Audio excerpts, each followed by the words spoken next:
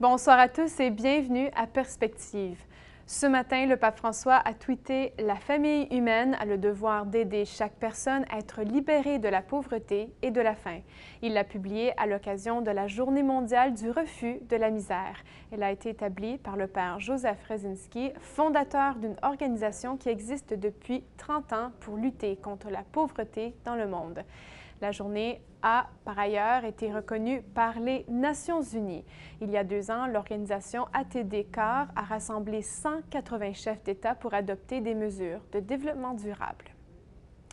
Cette semaine, le tribunal de la Cité du Vatican a reconnu coupables Giuseppe Profiti et Massimo Spina, anciens présidents et anciens trésoriers de l'hôpital pédiatrique du Bambino Gesù.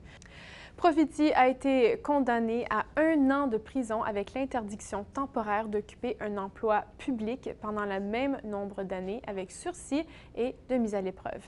Il doit aussi payer une amende de 5 000 €. Il avait été accusé en juillet dernier de détournement de fonds, une somme d'environ 400 000 € pour financer la restauration de l'appartement du cardinal Tarcisio Bertone, ancien secrétaire d'État du Saint-Siège. À Lyon, en France, une rencontre a été organisée cette semaine pour les divorcés remariés. Le cardinal Philippe Barbarin, archevêque de Lyon, y était pour présenter un exposé sur le chapitre 8 de l'exhortation apostolique du pape François Amoris Laetitia. Dans sa conférence, il est revenu sur la souffrance que peuvent vivre ces hommes et ces femmes suite à une rupture.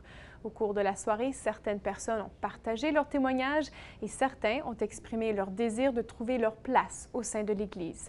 Le cardinal Barbarin a répondu à cette question au micro de Radio Vatican.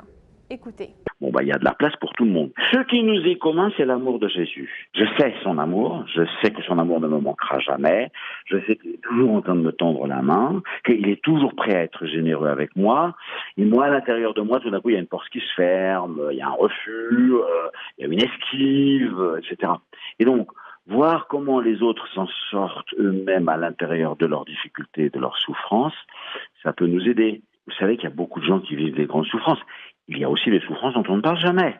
Par exemple, moi je connais un couple comme ça, ils ont déjà 10 ans de mariage, ils n'ont pas d'enfants, et on parle toujours des personnes homosexuelles, on parle toujours des couples de divorcés remariés, et nous c'est comme si on n'existait pas. À la sortie de la messe d'ailleurs, on s'en va tous les deux, parce qu'on ne supporte plus de voir des familles avec 4 et 5 enfants qui jouent et tout, et personne n'a une parole attentive pour nous. Ce sont quand même des très grandes souffrances. Donc je trouve, chacun son paquet de souffrances, que nous devons nous aider les uns les autres à porter ce qui est la difficulté ou la souffrance de notre propre vie. Et en fait, la mienne, y compris les ratés de ma vie, parce qu'il y a eu des ratés dans ma vie, ça va mettre de la miséricorde dans mon cœur, ça va rendre à la fois plus ardent et plus humble mon désir de la rencontre avec Jésus et de vivre selon sa grâce. Et ça va aider les autres. Puis, au Kenya, les évêques catholiques de ce pays demandent aux citoyens de sauvegarder la paix. L'élection présidentielle du 26 octobre prochain provoque des manifestations. Les conditions sociales et économiques sont fragiles et les divisions entre les groupes ethniques s'élargissent de plus en plus. La situation au Kenya, selon les évêques, est grave. La crise a commencé en septembre lorsque la Cour suprême a rendu invalide l'élection en août dernier du président Uhuru Kenyatta en raison d'irrégularités et d'infractions.